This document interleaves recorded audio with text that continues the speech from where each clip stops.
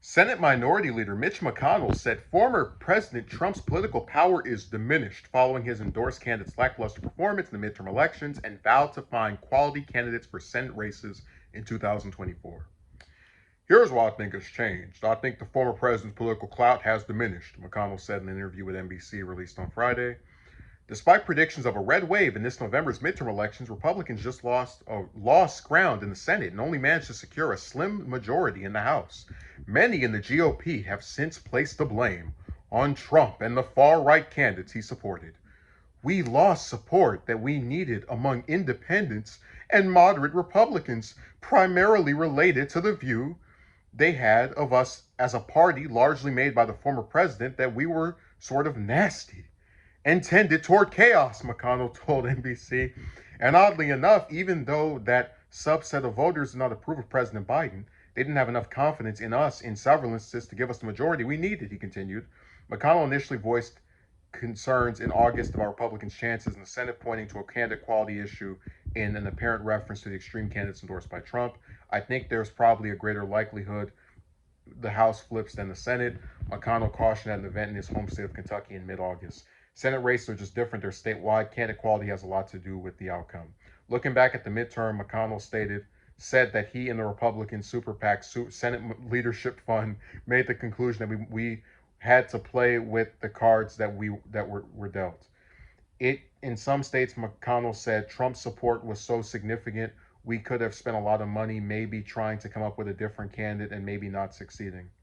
However, the Senate Majority Leader said the former president's waning political power has made Republicans less inclined to accept cards that may be dealt to us in 2024. We can do a better job with less potential interference, he added.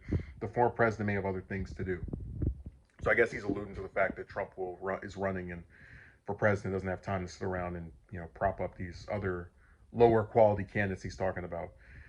But where he says we lost support that we need among these voters because they had this view that we were sort of nasty and tended toward chaos. Well, I mean, the problem that I have with McConnell, outside of just his stances on a lot of issues, is that he was one of the people who, prior to January 6th, never condemned Trump, never spoke out against him, never said, hey, you're saying something extreme, you're doing something weird, you shouldn't be endorsing this.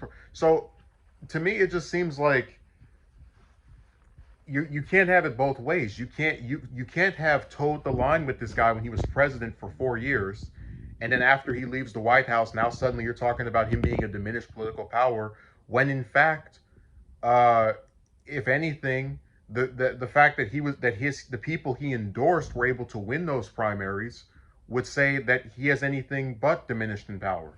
Now we can discuss, because I've talked before about how Trump is like bleeding when it comes to Republican support. He's getting outclassed by DeSantis, and there's a probable cause to the idea that he's probably not going to win the primary based off of historic trends and just the way people are propping up DeSantis. But regardless of that, McConnell is still someone who, up until that thing from last year, at the start of last year, January 6th, had no problem supporting Trump, endorsing Trump, sitting with Trump.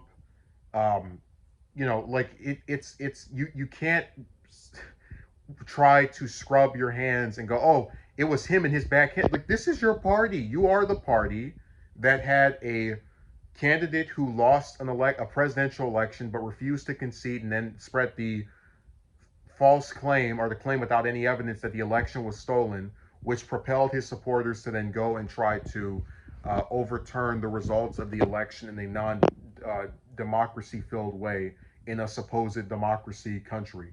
You can't be affiliated with someone like that for years, and then we're supposed to like pretend that all the times that you said nothing didn't happen. So I'm glad they didn't win the Senate. I'm glad they barely won the House, and I look forward to the Democrats retaking the House in 2 years when they run some even crazier candidates that people are sick of.